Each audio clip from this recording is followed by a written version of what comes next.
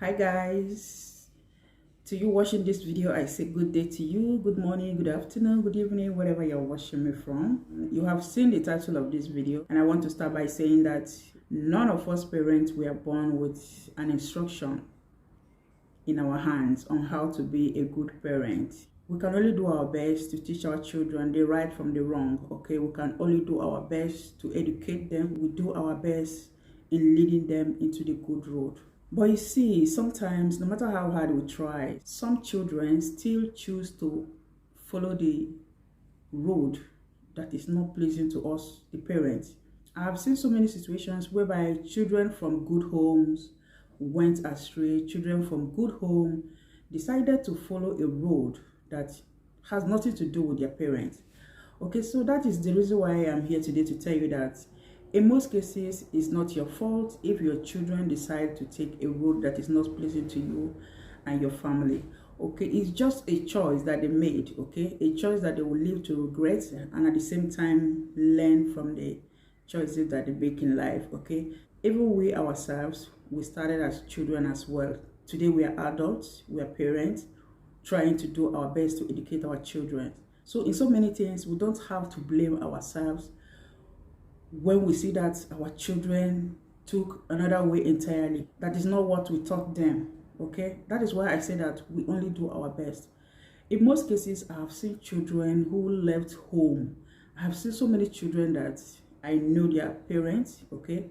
Parents that are well brought up, who are also trying to teach their children the same thing that they were taught by their parents, okay? Very good family from a very good background. But in certain ways, you see that these children, when you see them outside, you will be like, oh my God, is it not this person's child? What happened? You see, this kind of children, they tend to behave well at home, but when they go out, you want to recognize them. And I've really come across so many children like this. So you've done your best to bring out the best in your children, but some of them still choose to follow the wrong way. So the story I'm about to tell today is about two young teenagers born and brought up abroad. Both parents are from Nigeria, okay? Yeah, so in this case, we're talking about Nigerians, even though the kids were born and brought up abroad. So the girl is 19 years old and the boy is 18 years old. They were both attending the same school, and it happens that one day the parents found out that the girl is expecting, okay? She was pregnant for this guy of 18 years old, while the girl is 19 years old. You know, in many states in Nigeria, we still believe that once you impregnate my daughter, you must marry her, okay? Where I come from, they still practice that law, even up to now, even though some people are now rebelling against it. So when it happens, the both parents came together saying that you must marry my daughter or you impregnated her. The boy refused, saying that he did not bargain for this. So if you ask me, I will say that he was just too young to get married, okay? Yeah, I know that most of you will be like, was he too young to impregnate a girl? And then I'm here to tell you that even a 15 years old boy can impregnate a girl, okay? So I'm saying that he was too young to get married, okay? The girl was actually ready. You know, we women, we are always ready in everything. We mature before men, okay? Men, even at the age of 40, most of them have not still figured out what they want to do in life, even at the age of 40, 45, okay? I see things for myself. I know what I'm talking about. So this girl was ready to go ahead with the marriage while the boy was not having it at all. So I don't know what happened. They arguing here and there. At the end, the boy, you know, he succumbed. He gave in. He accepted to marry this girl against his will. So everything was planned. The marriage was planned. They got married, started living together. By the way, before they got married, this girl was almost at the point of giving birth, okay? So when they started living together, it was quarrel, fight here and there, every day, complain here and there. After the girl gave birth, that was when the main quarrel started at home. And, you know, a boy of his age would always want to hang out with his friends, go on game nights. In fact, he used to hang out like a boy of his age, while the girl is at home taking care of this child. He managed to stay home for 1 week just to help at home, okay? But later on, he was complaining that he was not having enough rest. that the baby was crying every now and then, that his mental health is at stake, that in fact, he was not going to continue with the marriage. So when he brought up the news to his family, everybody was disappointed, obviously.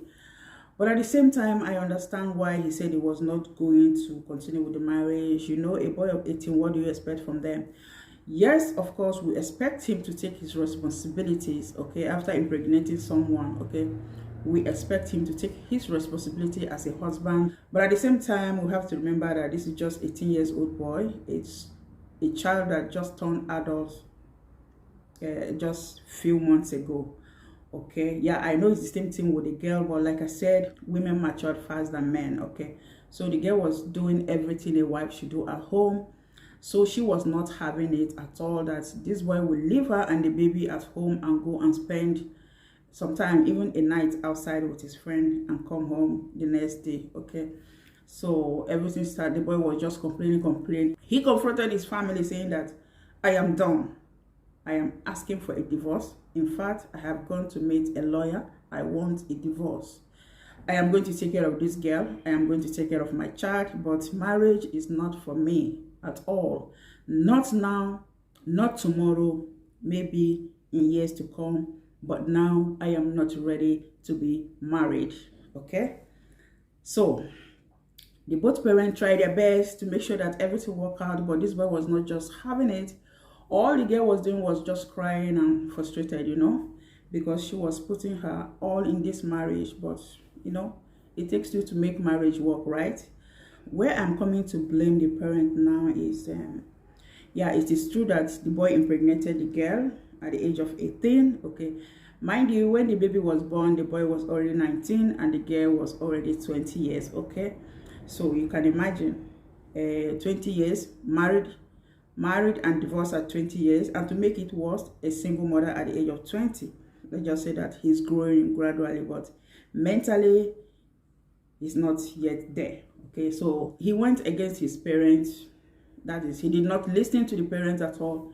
He went to a lawyer saying, he gave his motive of wanting to divorce his wife, okay, that he's not ready to get married, that he actually gets married because they force him to get married. All right, so this is where I want to say that this is where I can blame the parent partially, okay, in as much as none of us pray that our children bring pregnancies home before marriage, okay, but this has happened. If I were to be in their case, what I would have done, I'm talking about me now, okay, so please, you can leave your own comments down the comment section. What I could have done as a mom of a teenager, okay, a mom of the girl in this case, from the beginning, I saw that this boy was not interested in getting married, okay. What I could have done is, you know, we and the parents of the boy, we can come together to discuss how to, you know, help them out. At least the boy will go to work, look for a work, because he must take care of his child and his girlfriend, okay, since he has put her in a condition where she cannot even work to earn a living for herself. So he is now that is left to go out there, look for a better job, to take care of his wife, to take care of the girl and the baby. I will not force them to get married, because at that age, we all know what is going to be the outcome, especially the children that are born here, okay. I know what is going to be the outcome. So what I personally would have done is help them in a little way that I can, while the boy is also providing, okay. Then maybe as time goes on, maybe when the baby grows, the boy himself will say that, oh, this is my child. I'm sure he's going to be bonding with the child, and maybe through that process, he will be the one to decide if he really wants to marry this girl, okay. But making them marry at that age, oh my God, on the both sides, the parents, their mind was already made up. So the disaster now is that they are both divorced at the age of 19 and 20. The girl is single mother at the age of 20. So was it no better for them to wait and maybe allow the child to grow up a bit before getting married? So my question is, must they get married? Must they? Just because she was pregnant? It was not the best decision to make, okay? pushing them into marriage, especially when I know that the person involved is not ready to settle down. From his behaviors, you could tell that this person is still a child. So it's kind of sad because I can't imagine my own child being divorced at the age of 20. It is true that we do this kind of things in Nigeria, but so please, children born abroad, children born here are different, okay? You cannot push someone to go into something that they are not willing to do. The only thing I would say in this case is that we parents, especially with the Nigerian parents, please, I am begging you in the name of God, let's try our best to make sure that we also contribute in teaching our children sex education. I know that schools are doing that, but we cannot leave everything for the school to do, okay? Once your child reach that teenage age, when you see that, you see a girl child, a boy child, once you see that it is time for you to start talking to them about sex education, don't shy away from this topic, okay? Don't shy away. Make sure that, come up with something. Talk to them about this because it can also help, okay? I know in most cases, our children do all these things in our absence, okay, when they go out, because the parents will actually surprise where and how were they meeting until it resulted to pregnancy. You see, so what the boy was actually saying that they could go anywhere to do it. In fact, they can even go to hotel because they were already 18, okay, so they can go to hotel. But my point here is that in as much as we don't know what they're doing outside, when they're outside our house, we should let them know the risk that they're going into in terms of having sex, unprotected sex especially, because had it been the girl brought home sickness or something else, it would have been worse than this. Thank God she brought home a child and not sickness. If at all they are going to be doing these things, we should let them know about condom, okay? Yeah, I'm using the word condom because I'm talking to our Nigerian community. So we should let them know the use of condom and all that. Even though many children knew all this, yeah, I can take my own for example, okay? Because sometimes we do chats and the kind of things that I hear from her will let you know that, yeah, this person is actually prepared in terms of this, even though she's not really thinking about anything like that for now, but at least go through their mind once in a while, especially when they are now 14, 15, 16, okay? Just sit them down once in a while, go through their mind by bringing out some jokes, okay? By doing so, you will be able to know if this child has started doing things like this, okay? So please, make sure that your child is in that position where he or she can come to you and tell you everything without you shouting, especially when it comes to talking about sex in a Nigerian home, okay? Because I know how it can be. I've seen many cases where the children try to talk, but the parent will shut them up immediately. So a child like that will end up closing. He or she will not be able to express his or herself even when they have questions to ask you because they already know your answer. So what I'm trying to say here is, it is not your fault if sometimes your children go wayward. Let me just use that word, okay? And the best thing again is also pray for them always, even though in this case, these particular families, they were prayer warriors, okay? It still happened. My main points are 3. One is, it is not your fault if it happens, okay?